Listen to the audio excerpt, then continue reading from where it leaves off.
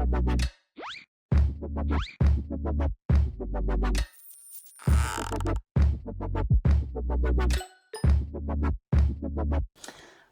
I'm Sarah. And I'm Drew. And it is officially after Thanksgiving, so we are bringing out the Christmas games today. We've got a top 5 list for you, and we are talking about one of our favorite topics. Oh, yeah. Christmas games. We absolutely love Christmas, and Christmas games are no exception. We have quite the collection. We probably have over 20, maybe close to 25, I think. Something like that, yeah. Last year I was like, maybe we could do a Christmas game a day, and I didn't have quite enough, but we've gotten a couple since then. So, but today we're talking about the cream of the crop. We are talking about our top 5. So here we go.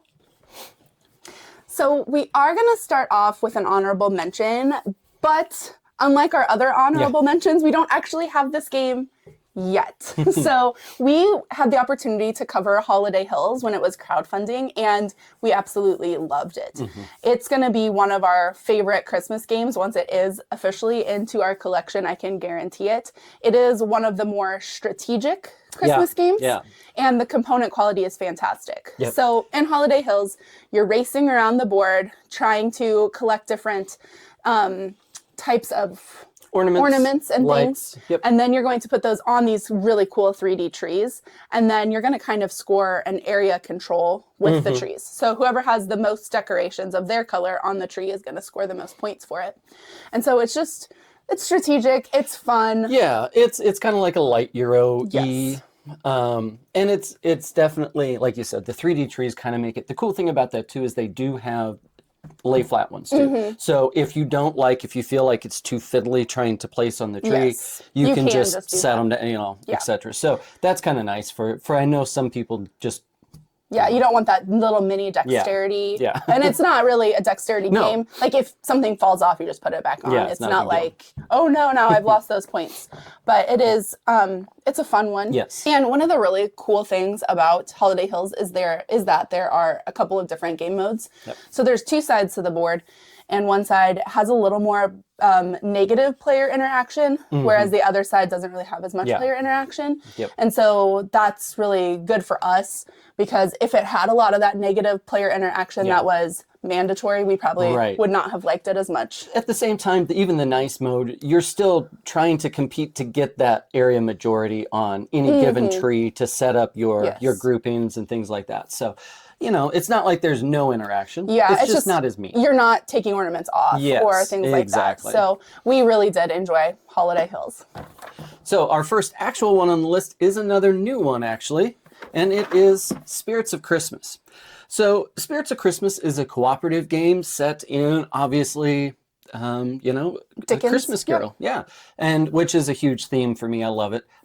Big, Dickens fan. But it's really cool. You're basically choosing your action and taking turns doing that, but you have to move it the timepiece around the clock. Each the 4 areas has its own action you're taking. You can only go next to where you are. If you want to go all the way around, you've got to spend more coins to do that. More time. More coins. That's what it is. And so you're playing certain cards either for the movement ability to move Scrooge from one location to another, or to actually complete essentially one of the goals. And so you'll have 3 or 4 goals that you're missions, etc., that you're trying to achieve. You've got past, present, and future to do. It's a lot of fun. So there are like 3 chapters that you go through. And each time you're going to shuffle that deck of the chapter. And so the order of the cards is going to be different each time. So that's another little puzzle and a little bit of replayability you have there. And then, you're moving that piece around the rondelle, just trying to choose. You can move, you can play cards, you can draw cards, you can give cards. So there's a lot of strategy, because you can't repeat the same action twice in a row. So it's like, well, they just played these cards. I could also play cards onto here, but I can't, because I can't take that action again. I'm going to have to maybe give them that card, and then on their turn, they can move the timepiece back to the play cards and actually finish that card out. So there's a little bit of strategy, and there are a few different game modes on this one as well, just with the communication aspect. So some games you can have open communication. You can talk about what you have in your hand. That would be great for younger kids. Sometimes it's limited. You can only say certain things. Yeah, and then I even read through some of the other play modes where it's like you can only say things on your turn, or you can only ask about other people's stuff, and you can't talk about your hand or things like that. So there's just a little bit of variability with those play modes. And it's new. We played it a little bit. I know I liked it quite a bit. We were okay with it. Yeah, I think you definitely liked it more than I did. My main concern is that replayability aspect where you only have 8 cards in each chapter deck. Right. And so how much replayability are you going to have before you figure that puzzle out? And so and I guess it's kind of a we'll see thing. Yeah, but the thing about it is it's going to vary how those cards get laid out. It's going to vary as to what cards you got in your hands. And if we're honest, this is the game that's going to come out in December every year. You're probably going to play it a couple times, and that'll be it. So at the same time, I think it's fun for what it is. Yeah. And I liked it. I'm not saying I didn't like it. I'm just saying I'm kind of on the fence, on the wait and see if it's one of my favorite Christmas games of all time. But that is Spirits of Christmas. Now, I don't have to wait and see on this one because I know I absolutely adore Santa's Workshop. And this is the game that I would recommend gamers get if they want a Christmas-themed game. All other Christmas-themed games are fairly light. Yeah, they're family-oriented. Yes. This can be light and family-oriented. There is a basic rule variant on one side of the board, and then on the other side, there's an advanced. Now, I'm not saying this is heavy by any stretch of the imagination. Even the advanced side for gamers is not going to be heavy. But it's a mechanically sound worker placement game, and it's a lot of fun. And the theme follows it through. You know, it's not just they plastered on, there's something there. It really does feel Christmassy. Yeah. So you have 3 workers per round. You have a limited number of days before Christmas. You can gain resources, or you can gain the recipes for the toys that you're going to make. And so you've got to do a little bit of thinking about where you want to place, when you want to place. It's been a while since we played it, but I'm trying to think. The worker placement is, I think the first player that goes there gets more of the resources than the other players do. And so you've got to kind of balance, what do I need most of, what's most important. Yeah, it's prioritizing and all that. Yep. And, really good production value, good old Elf Creek. Yes. Always did things really, really well. Glad to see that somebody's kind of taking over. That's awesome, because they have always been one of the best ones we've seen. And we're still waiting on our deluxe premium little extras to add to this, but I'm hopeful that they will get here before next Christmas. We'll see. But Santa's Workshop is one of our favorites to go to for a strategy game, not just a sit around the table with your family that doesn't really play games at Christmas time. This is a gamer game. And if you have kids that are a little more gamery, our kids like this game too. That basic one is perfect for the family. And then, like you said, the advanced for, those 2, 3, 4 people that, want to play a little heavier. Yep. So I highly, highly recommend Santa's Workshop. Our next one up is a really fun one. This is Holly Jolly. So this one, gosh, I mean, you are making the Christmas tree. It's set collection. It's a simple little card game.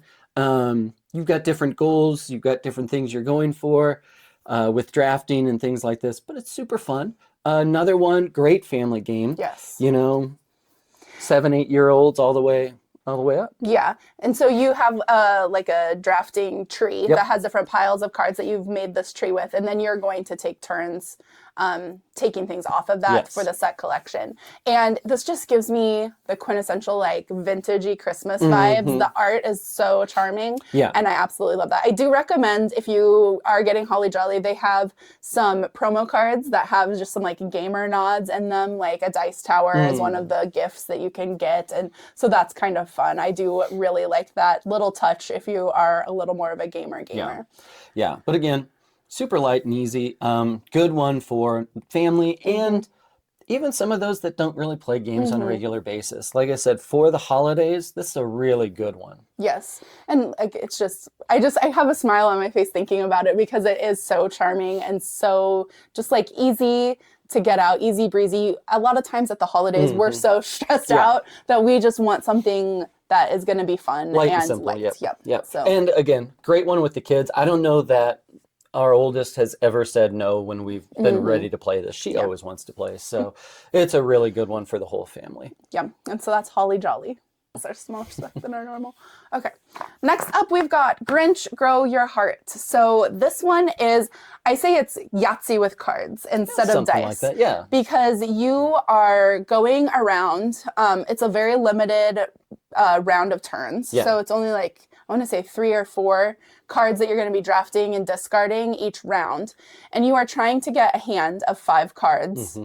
That is going to score you the most in a different category. So it might be the yellow suit or the blue suit or rainbow. So your highest of each color is going to score you. Yeah. And so you're just trying to get the highest score for that category, but then you can't score that again the rest of the game. And so that's, I think it's fun. It's another fun light one. Like you said, it's very Yahtzee adjacent. The other part of that's kind of interesting too is those discarded cards, somebody can grab those. Yeah, the Grinch.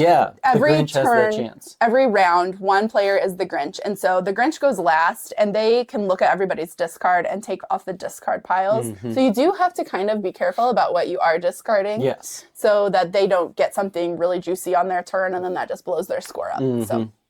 Yeah, super fun. Another good one for families. I think, you know, another 6-7-year-old, anything like that. Yep. And if you're going to watch any of the Grinch movies, like this is a super fun one to pull out and just have like a theme night and watch the movie, play the game. And the art, again, is charming. They use the art from the 1960s animated version. And so it's just, again, like you can tell, I'm just happy talking about these games. I love Christmas and I love these games so much. And we only get to play them a couple times a year because we're not going to be the weirdos that are in April playing Christmas games. So I'm so excited to get this one back to the table this season. And our final one is, well, it's a bit of a collector's item anymore. It's Letters to Santa. I feel bad putting this on because it's like impossible to get right now. Yeah, but it is so much fun. Secondhand market is insanely expensive right now. We need to get it sleeved so we don't ruin run into issues. Yeah. But this is, let's be honest, this is Love Letter. It's just rethemed to have, you know, Santa Claus instead of the princess. You've got Mrs. Claus instead of the Countess. You've got snowmen and toys, reindeer, elves, gingerbread men. Same powers as the other suits in Love Letter or most of the basic Love Letters that you can get. And so it's simple if you're familiar with that game to just pull this out and have a Christmas theme with it. Yeah, 100%. And again, it's not easy to find. You know, maybe you'll be able to pick it up on the secondhand market. Maybe the prices will go down at some point. But it's worth looking for. AEG, reprint it. Oh reprint my gosh, it, AEG. Yes. Everyone would love it. My goodness. It's such a fun game. And honestly, it's just simple, fun, easy. And like we've said multiple times with these games, you know, most of them are on the lighter side because chances are you're busy, you're running around, you've got 30 things to do in a day. And at the end of the day, this is what you want. You want to be able to sit down, not think too much about the rules and just relax and have fun. Yep. And it just brings our family together at the end of the day. You know what I mean? And that's really why we game. That's the whole reason that we are a family of gamers is because we like to spend that time together interacting and not just sitting in front of the TV and watching something, which we do. Oh, yeah. We do that plenty. But this is a really great break and has made a lot of memories around our table. Oh, yeah. So 100%. Yep. And I will say, Letters to Santa, a lot of the other versions of Love Letter have these tweaks to the rules. Don't expect that from this. If you are able to get a copy, it is just the same powers as regular Love Letter with a Christmas theme on it. So don't expect any twists or anything like that. Yeah. But again, we love it. And Love Letter is one that we've played with family members as well and introduced to a lot of friends. Yeah. And so this is great to just be able to pull out at Christmas and be like, hey, remember that game? This is the same game, but it's Christmas. Yay. So it's just a fun one. So that is Letters to Santa. So those were our top 5 favorite Christmas games. And we always say this, but I think I mean it now more than ever. Oh, if you have a great Christmas game that you want to recommend to us, I want to hear about it. I am a sucker. I've already ordered like 2 other Christmas games this year. Which could have made the list almost. Yes. I mean, we really like some of them. So this list might change if we do this again next year, or even by the end, we might have a few more that we have played again or for the first time that we want to highlight. And so we want Christmas games. Tell us your favorite Christmas games. We would love to hear from you. Or if you agree with us, we'd love to hear you too. Tell us why you love some of these games also, because it's fun to talk games. Yeah. Yeah. And again, like you said, we'll take any suggestions for Christmas games. This isn't the only ones we've got. We've got others back here. There's a few others that have been played that are scattered around the house everywhere. right now. So... But if you have enjoyed our top 5 lists, make sure you are subscribed to Let's Table It. That way you don't miss our next one. And we also have a lot of reviews that we put up most weeks. And if you want to see our daily gaming adventures, Drew and I play a lot. Our kids join us a lot at the table. If you want to see that, you can find us on Instagram at Sarah Always Loses. So until next time, we'll see you at the table.